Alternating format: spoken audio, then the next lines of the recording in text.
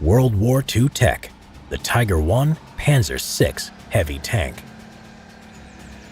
The legendary German Tiger I has a reputation as a machine feared by the Allies, combining lethal firepower and excellent armor. The need to replace the Panzer IV goes back to 1938, when several prototypes were built. In 1941, an order was placed with Henschel for the VK-36.01 with the specification of good armor protection, a powerful gun, and a maximum speed of 40 kilometers per hour or 25 miles an hour. The tank had to be larger, and an order was placed in May 1941 for a 45-ton tank called the VK-4501. It was armed with an 8.8-centimeter gun. The deadline for the prototype would be on Hitler's next birthday, April 20th, 1942, forcing several elements of the design to be rushed. Once completed, it would be named the VK-4501H, the H standing for Henschel.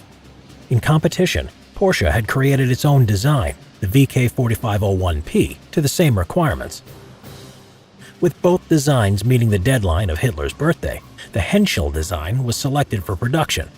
Designated as the Panzerkampfwagen Tiger Aus E, but eventually, the final design would use a mixture of the parts from previous prototypes by Henschel and Porsche.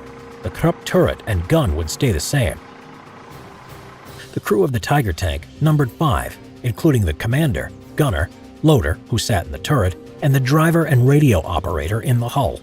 The armor was very thick, from 25 to 120 millimeters, offering excellent protection.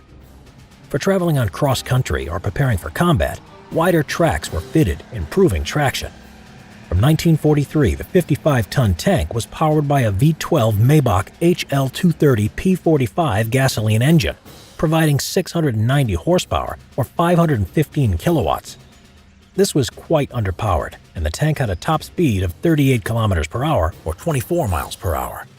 One over-engineering problem with the tank was the overlapping wheel suspension, which became clogged with mud, and on the Eastern Front, this was especially dangerous as the mud froze, completely immobilizing the tank.